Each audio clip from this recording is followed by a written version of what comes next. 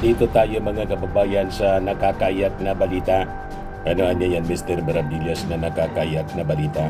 Ayan po, sabi ni Solicitor General Medardo Guevara, Philippines won't stop ICC from interviewing drug war suspects.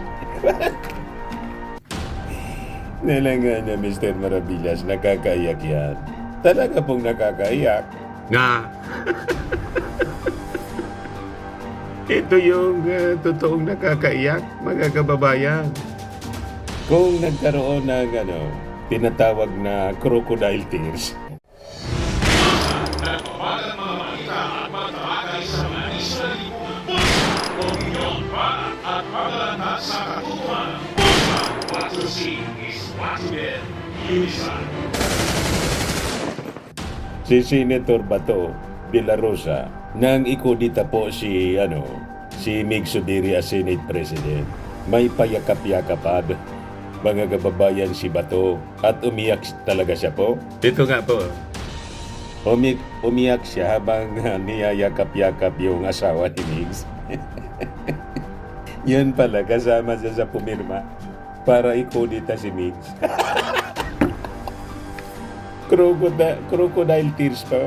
Ngayon, siguradong totoong luha, mga kababayan, ang tutulo sa mga mata ni Senator Bato de la Rosa. At malamang sa susunod na mga araw, ang kanyang amo na si Maudigs, mag-alapakyo na rin. Magtatago, mga kababayan. Kasi tingin natin, mga kababayan, nagbabago na ang posisyon ng ating gobyerno sa issue po ng International Criminal Court. the writings on the wall, mga kababayan, are becoming clearer and clearer. Ayan o, Solgen, Philippines won't stop ICC from interviewing drug war suspects. Tama, mga kababayan, yung aking mga analysis, yung ating mga hula, propesiya, na pag hindi tumigil sa kanilang pamimirwisyo, itong mga Duterte po, itong mga nausog, normal man yan mga kababayan sa tao. Ayaw kang tantanan, tinitreten mismo yung iyong administrasyon. Gusto kang patalsikin. Kailangan naman walang gagawin, mga kababayan, yung ating Pangulong Bongbong Marcos. Mananahimik na lang. Matindi yung kanilang pamimirwisyo. You just imagine, during the SONA, sinabayan mga kababayan ng pagpapakalat ng fake news, yung sinasabi nilang pulboronic video, ginawa nila doon sa Amerika. Ginamit nila yung isang vlogger. Pagkatapos, nang magbanta yung Department of National Defense, si Secretary Gibo, saka si DILG Secretary Benhur Abalos, na magsasagawa sila ng thorough investigation para papanagutin ang nagpapakalat ng fake video. Ayun, nagpilato po si Digong. Biglang nagsabi, hindi daw nila authorize yun. Personal initiative daw yun ng mga nag-organize doon sa nausog sa Amerika. Yung organizer po ng nausog, walang iba, kundi po yung kanyang dating cabinet secretary, yung dating rebelde, si Jun Ibasco, dating gobernador ng Romblon. Malinaw po, mga kababayan. O ngayon, sa kanilang walang tigil na pamimirwisyo, mga kababayan, alangan man wala lang gagawin yung ating Pangulong Bongbong Marcos. Di ba? Ito na ngayon, mga kababayan, Solgen, Philippines won't stop ICC from interviewing drug war suspects. Yan po. Sabi ni Guevara, Hindi anya nila pipigilin ang International Criminal Court from interviewing drug war suspects. The ICC prosecutor can do that voluntarily by himself, directly talking to these 5 people.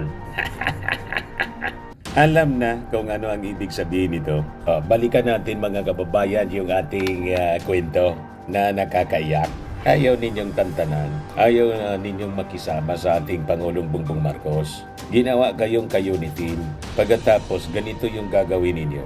Imbes na tumulong, pamimirwisyo sa ating administrasyon ang ginagawa ninyo. Binigyan ng pagkakataon si Inday na makapaglingkod. Pagkatapos, iniwan niya. Ngayon, kung ano-ano mga gawa-gawang kwento, tinanggalan ng 75 security personnel. Galit na galit si Inday po. Nagtantrum. Itulad ng confidential funds po, mga kabab. Sa inyo, yung full story ng balitang yan, click subscribe muna dito sa ating YouTube channel and hit the notification bell para lagi po kayong updated sa mga kaganapan dito sa ating bansa. Like and share na rin po ninyo ang ating video. At huwag na rin po ninyo na skip yung ating mga commercial ads para tuloy-tuloy lang ang pag-unlad ng Bagong Pilipinas. Sa mga nagana po ng malinis and spacious fitness gym, pumunta lang po kayo sa aming Colossal Fitness Gym. We also offer Grab Car Rental with our brand new 2023 model ng Toyota Innova. We also accept booking for those who are planning to travel via PAL, Cebu Pacific, and other airline companies, local and international, and bills payment for Meralco Bills, Aleco Bills, PLDT, etc. Ang Colossal Fitness Gym is located at 3rd floor Security Bank Building, Lanco Business Park, Legazpi City, Albay. For inquiries, look for Gilon Maravillas, contact number 0966-802-0949.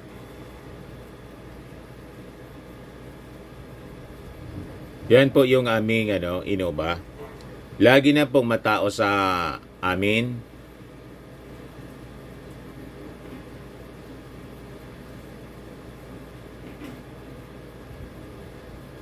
Yan po mga bagong clients namin. Napakaganda at colorful at napakalinis ng aming gym po.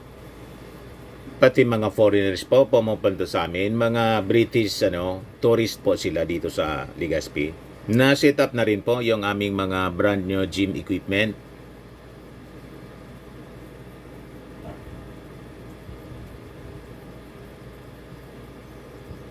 May treadmill na rin po kami.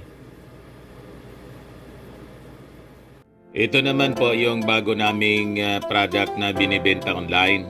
Eye Glow Serum, whitening po siya. Tingnan ninyo yung epekto sa aking anak na architect before and now. Yung mga inquiries po ninyo, dumiretso na lang kayo sa kanyang Facebook account, Riz Maravillas.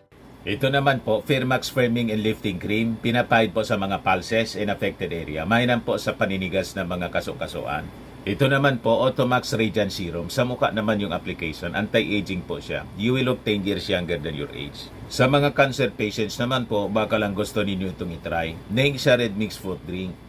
Hindi mo po siya gamot, food supplement siya. Kaya lang, gawa siya mga kababayan sa goji berry. Yung goji berry may anti-cancer properties.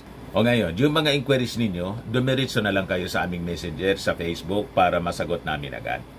Ayos pa? Ayos na ayos niya, Mr. Maravilla. Bayan, hindi man niya kailangan ng ganon. Unang-una, normally, ang nagsisecure po ng Vice Presidente, galing po sa Presidential Security Group. Kumbaga, augmentation man lang po yung galing sa PNP. Kaya lang, sobra-sobra na. 433 security personnel ang mayroon si Inday. Binawasan lang po ng binawasan lang ng 75. Ibig sabihin, may 358 pa siyang security personnel. Hindi pa siya makontento. Masyadong na-spoil si Inday sa ating Pangulong Bongbong Marcos. Paano kailangan na rin ng ating mga communities, di ba? Na maibalik sa field yung ating mga PNP personnel. Hindi yung nakabantay na lang po sa Vice Presidente na wala man nga pong ginagawa. Sabi nga natin, kasagsagan ng bagyong si Karina, lumipad pa Germany, nandun sa nausog. Doon na nga mga kababayan, nag-attend ng concert ni Taylor Swift, pero nagpa-picture-picture si Inday. Nasa meeting ng nausog. Na alam naman po natin na ang nausog po, ang intensyon, pababain yung ating Pangulong Bongbong. Nandun talaga siya. Yan po, sa post a day ago ni Mr. Sasot, Sara nakipag-meeting kay Taylor Swift sa Germany. Itong ebidensya. So, sarcasm yung post niya mga kababayan. Ibig sabihin, hindi man totoo na pumunta sa concert, kundi ito daw yung ebidensya. Pero ang ebidensya po binigay, yung meeting niya sa nausog. Nagpaka-t-shirt pa. Nausog.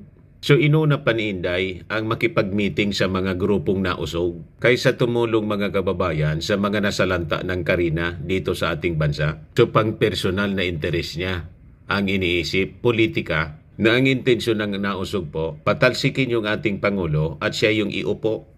Di ba malinaw ito, mga kababayan? So malinaw, ang agenda mga kababayan ng nausog, wala silang pinipiling panahon, kahit panahon ng disaster. Kaya nga po, nasa panahon ng disaster po tayo, nasa state of calamity ang Metro Manila. Si Inday nandun sa Germany sa meeting ng nausog. Tapos may mga sinagawa pang rally doon sa Cagayan de Oro, yung nausog.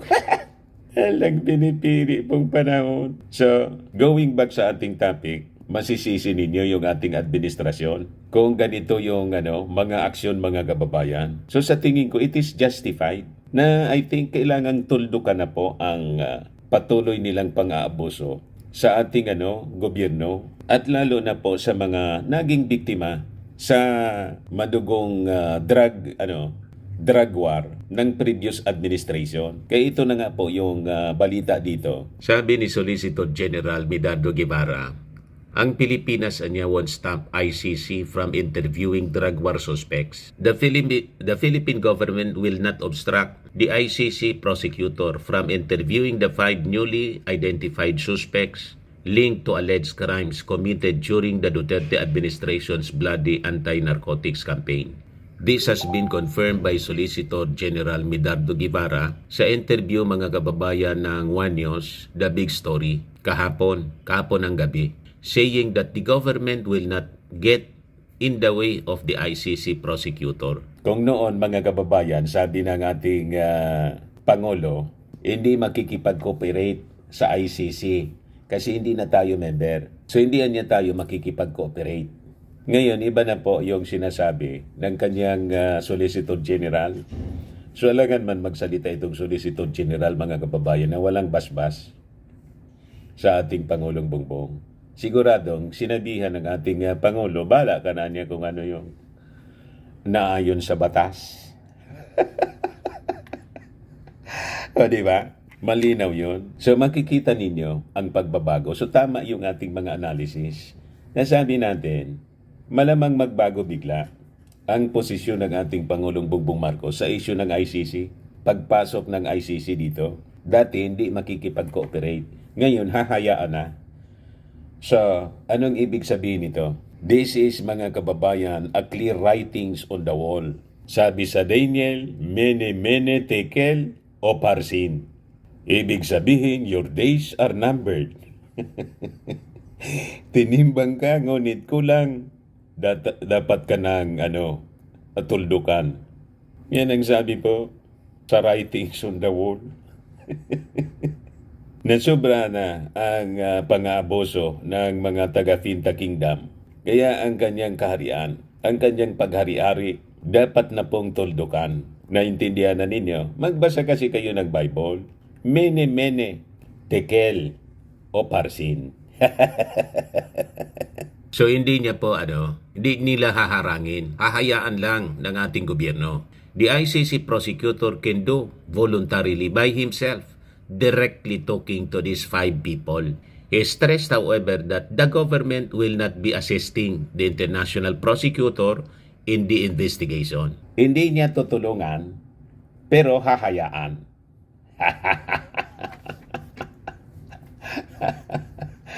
So, yung bigay ng kalayaan po ay in effect tinulungan. Di ba? Kahit sabihin pa na hindi man na niya kami nag-assist, pero hinayaan mo. Yung ibig sabihin, that is an approval. Tinulungan mo na makapagsagawa ng investigasyon. Di ba malinaw yon, mga kababayan? Kasi kung hindi, you will resist sana, sasabihin, hindi na kami member. Bawal kayong pumasok dito. Hindi kayo pwede na pumasok dito. Kasi the justice system namin ay functioning. Wala kayong karapatan na pumasok dito to intervene in our justice system, in our investigation. We're a functioning courts.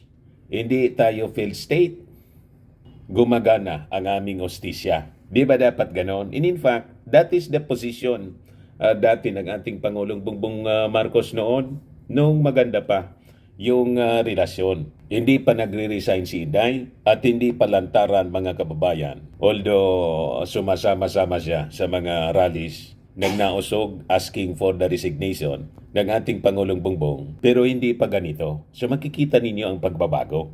Ang dahilan nito mga kababayan, hindi mo masisisi yung ating Pangulong Bongbong Marcos. Ang dahilan nito, yung mga actions ng mga Duterte. Kaya sabi ko po, mga kababayan, ang lahat ng problema na kinakaharap ng mga Duterte, sila man lang po ang may gawa. They are actually putting themselves in trouble. Kung nanahimik na sana sila, di ba? Yung matandang Duterte, nanahimik na lang po, walang ganito. Kaya lang, dahil po sa kanilang grabing pagnanasa, hindi makontento ng 6 years niya.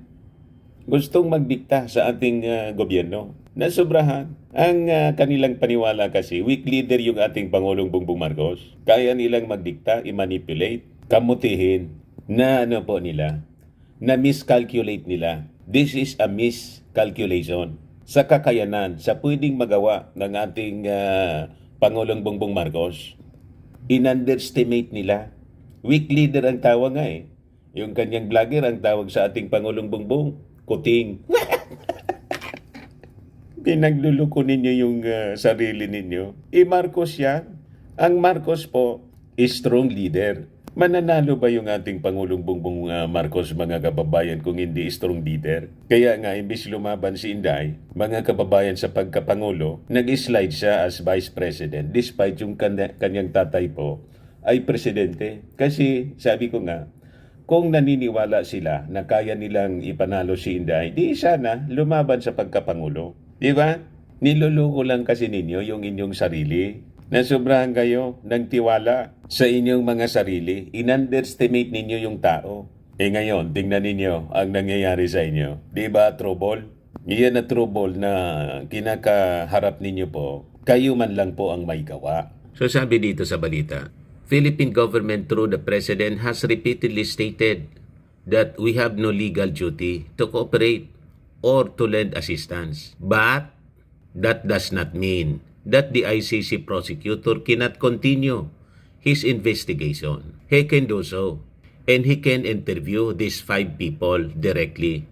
All that we're saying is that the government will not be involved, sabi po ni Guevara. Yung 5 na mga suspects were first revealed by former Senator Antonio Trillanes on July 28. The document from the International Tribunal said former officials of the Philippine National Police were responsible for ordering of killings of drug suspects and users from 2011 to 2019. Among the 5 suspects is former PNP chief and now Senator Ronald De La Rosa, who previously said he was unbothered by the ICC's decision to continue its investigation into the drug war in the Philippines. He, however, admitted was scared of being imprisoned. Yung iba pang mga suspects ay si former PNP Chief Director General Oscar Abayalde, former PNP Criminal Investigation and Detection Group Chief Romero Caramat Jr., former Commissioner of the National Police Commission Edelberto Leonardo, and former PNP Chief Intelligence Officer Elisar Mata. So sabi po ni Guevara, the ICC prosecutor asked the Philippine government to interview sa 5 top cops as the fiscal cannot apply for a warrant of arrest unless he has full information about the facts that happened in the Philippine drug war. So far, the ICC prosecutor has seen much on the side of the complainants, but nothing much on the side of those being accused. It is the duty of the prosecutor under Article 54 of the Rome Statute to investigate all facts, whether incriminating or exonerating, so that he presents a balanced picture to the pre-trial chamber, whether it will issue a warrant of arrest or not. Ngayon, on July 18, 2024, The ICC denied the Philippine government's appeal to defer its investigation of the alleged crimes committed during the drug war. This allows the ICC prosecutor to proceed. Previous pronouncement of President Ferdinand Marcos Jr. in the Department of Justice, however, emphasized that the country has no obligation to comply with the ICC as it has withdrawn its membership from the International Tribunal. So ito yung sinasabi natin kanina na background story. Pero tingnan ninyo, nagbabago yung nagiging posisyon ng ating gobyerno. Alams na. Sabi ko sa inyo, wala mang permanente dito sa mundo, only change. That includes the position of our president. At ang nag-post sa pagbabago ng kanyang posisyon, wala man pong iba sila. Perwisyon mo ba ng perwisyuhin ang ating administrasyon? Asa pa kayo na isusupport kayo ng Pangulo? Kaya nga si Inday, hindi man lang pinigil mga kababayan ng ating Pangulo nang mag-resign. Ang personal reading ko po, inihintay lang, tama yung nangyari. Inihintay lang po ng ating Pangulo na mag-resign as DepEd Secretary si Inday. In the fact na yung mga Marcos loyalist po, nagsagawa po ng rally asking for Inday to resign as DepEd Secretary. Iyon na yung writings on the wall. Alangan man magsagawa ng ganung rally yung mga Marcos loyalists na walang di ba? Mga kababayan, kasi sinong magugusto sa ganyang ka-unit team na pag-alis ng ating Pangulo nagtatrabaho sa ibang bansa para mag-invite ng mga investors, kausap yung mga leaders ng mundo, iniwan si Inday as caretaker, nandun sa rally ng nausog, Marcos resign. At yung tatay, pinagmumura yung ating Pangulong Bongbong at walang tigil sa pagtawag na bangag. At tapos mga kababayan, during the SONA, third SONA, sinabayan yung SONA niya ng pagpakalat ng fake video.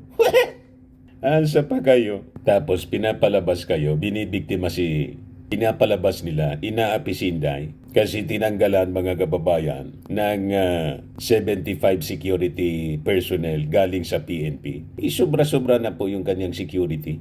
Wala man pong threat sa kanya, tapos gumawa ng issue si Inday. May casing daw na ginagawa sa kanya. Ito yung pinapakalat ng SMNI. BP Sara question si Marbil kung ano ang pagkakaintindi nito sa salitang threat. Kasi sinabi ni Marbil, wala man na niyang threat sa'yo. Pagkatapos na makasing daw ang kanyang inuupahang bahay. In other words, sinosurveillance. Yan ang akusasyon niya. Ano ba ang ibig sabihin ng threat sa'yo? Ang banta ba ay maaari lamang magmula sa mga external elements? Hindi na ba threat kung ang harassment ay nanggagaling mismo sa mga tauhan ng gobyerno? So, pinalalabas niya, hinaharas siya mismo ng ating gobyerno. What? Matindi mga kababayan. So tama yung ating mga analysis. Yung sinabi niya doon sa TikTok na ang nagugurgur sa kanya, silang lahat. Ito na po, series talaga siya po. It is an agenda na palabasin, inaapi siya ng ating administrasyong Bongbong Marcos. Yan ang kanyang script. At ngayon, mismo nang yung gobyerno ang nag-threaten sa kanya. Di ba? Yan ang gusto niyang palabasin. Kaya yung kanyang kanyang ginawa after na mag-resign, hindi na siya mag-attend. Hindi na siya nag-attend ng SONA. At yung rason niya, I am appointing myself as designated survivor. Kita ninyo ba? Connecting the dots. Ganon ang script nila. Ginagawang kontrabida po yung ating Pangulong Bongbong Marcos, yung ating administrasyon, na direktang tinitreated na siya ng mismong gobyerno. Ayan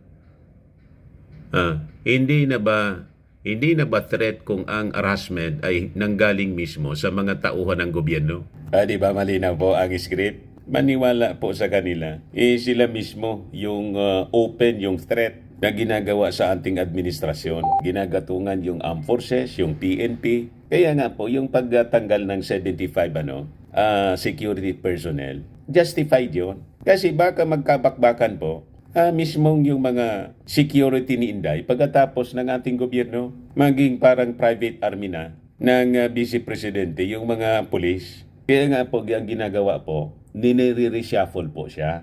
And ang may mandato po to secure the President and Vice President, yung Presidential Security Group. So hindi man po yun inalis, binawasan lang po ng augmentation galing sa PNP. Naintindihan na po ninyo, alangan man yung Vice Presidente, hayaan natin na yung kanyang security maging threat na mismo sa ating gobyerno.